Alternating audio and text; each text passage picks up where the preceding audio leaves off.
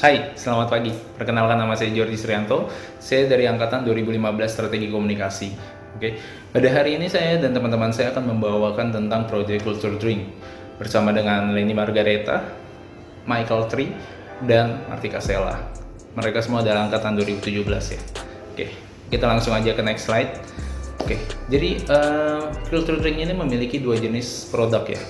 Yang pertama itu adalah Give Fruit atau probiotic drink, dan yang kedua itu adalah Jahe Bir. Membahas tentang probiotic drink, produknya itu bernama dengan Give Fruit ya. Probiotic drink itu apa sih? Probiotic drink itu adalah sebuah minuman yang mengandung sejumlah bakteri yang baik. Jadi bakteri itu nggak hanya ada jahat aja ya, tapi ada juga yang baik. Dan minuman ini biasanya diperbadukan dengan buah-buahan segar. Jadi ya kalau kalian mau coba sih mungkin enak juga ya. Oke. Lalu untuk jahe bir, kenapa sih kalian harus minum jahe bir? Ada 4 poin yang sebenarnya penting, cukup penting. Yang pertama itu bisa meningkatkan imunitas tubuh kalian di saat pandemi seperti ini kan ya. Imun tubuh kita tuh sangat dibutuhkan, penting juga. Oke, yang kedua itu menurunkan berat badan. Nah, ini buat yang overweight nih mungkin, atau yang mau nurunin berat badan boleh coba minum jahe bir. Oke, yang ketiga itu membersihkan racun dari tubuh kalian. Ya, bisa membersihkan racun di tubuh kalian juga ya. Dan yang keempat ini mencegah penuaan dini. Oke, lihat aja nih saya kan, saya masih muda banget loh. Oke, banyak kan manfaatnya juga ya untuk itu. Lalu kita langsung aja ke next slide. Kita bahas tentang kompetitor. Kompetitornya siapa aja sih yang sejenis nih? Kompetitor yang sejenis mungkin bisa dibilang seperti jamu gendong, atau jamu saset seperti tolak angin atau antangin dan lain-lainnya. Itu adalah kompetitor yang sejenis tetapi beda segmen. Lalu yang tidak sejenis itu yang mungkin segmennya hampir sama, itu bisa kita lihat di Kapiten, Coffee Beer, dan Applebee's. Ya, itu yang sejenis. Kalian bisa cek sendiri nanti. Oke, langsung aja kita langsung ke next slide. Oke, kita langsung ke pesan. Pesan apa sih yang disampaikan pada Instagramnya, atau mungkin gimana sih caranya mereka menyampaikan pesan? Oke, pesan yang disampaikan dalam aktivitas komunitas Culture Drink itu adalah kalau menurut saya itu classy with style ya. Dilihat dari komponen-komponen IG-nya atau mungkin postingannya itu klasik ya, klasik. Tapi tetap ada stylenya gitu.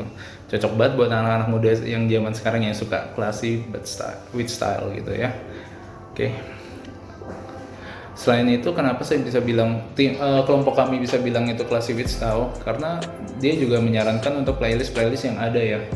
Di sini maksudnya di postingan-postingan tertentu mereka menyarankan beberapa playlist musik mungkin yang bisa dinikmati bersamaan dengan minuman jahe bir maupun grapefruit itu. Oke.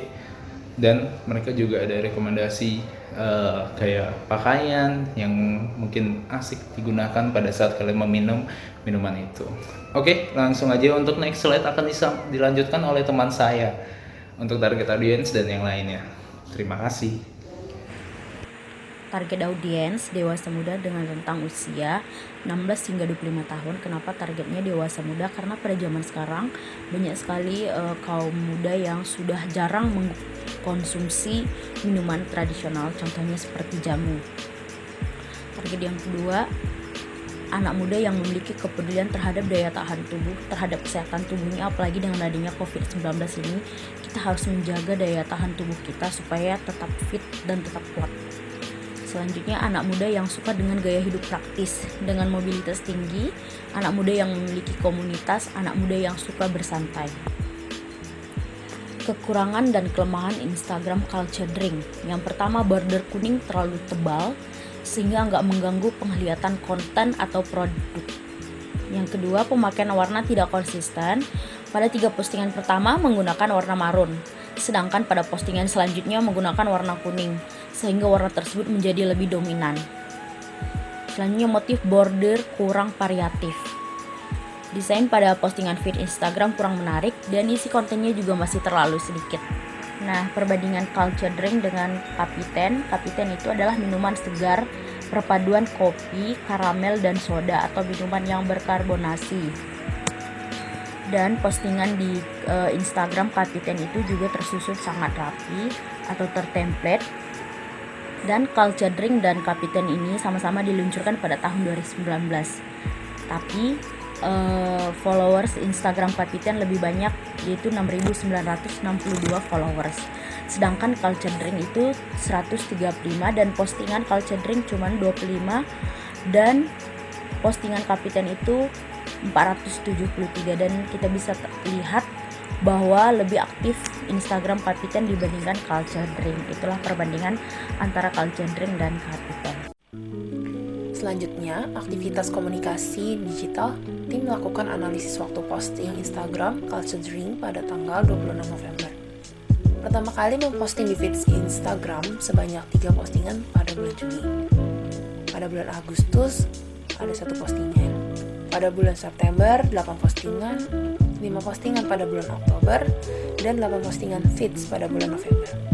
Dilihat dari jarak antara waktu postingan Culture Drink ini kurang konsisten, dan media sosial Instagram dapat dinilai kurang aktif. Contohnya pada bulan November ini, memposting foto apa itu probiotik pada tanggal 2 November. Selang waktu 4 hari baru memposting lagi. Postingan selanjutnya hanya beda 1 hari, yaitu tanggal 7 dan 8 November. Setelah itu baru memposting lagi pada tanggal 15, dilanjutkan 17 November, 20 November, dan yang terakhir 22 November. Selain itu, yang dapat kami analisis dari Instagram Culture Drink adalah penggunaan hashtag yang tidak dilakukan oleh Culture Drink. Selanjutnya, next, sumber observasi. Kami mengambil 3 sumber pada media online, yaitu detik.com, merdeka.com, dan liputan6.com.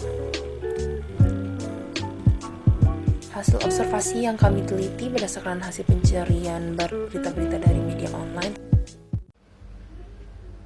Poin berikutnya yaitu strategi komunikasi. Strategi komunikasi pertama yang mereka gunakan adalah memasarkannya di media sosial dan juga e-commerce sebagai sarana pemasaran produknya, di mana saat ini kehidupan sudah sangat praktis sehingga mereka memanfaatkan media sosial dalam e-commerce. Lalu yang kedua, menyisipkan pilihan musik yang dapat dinikmati bersamaan dengan minuman yang dijualnya. Musik itu sekarang tidak bisa dipisahkan lagi dengan kehidupan masyarakat. Oleh karena itu mereka berinisiasi untuk melibatkan musik dalam konten Instagram mereka. Berikutnya yaitu melakukan penjualan secara offline pada acara-acara dan menyewa booth.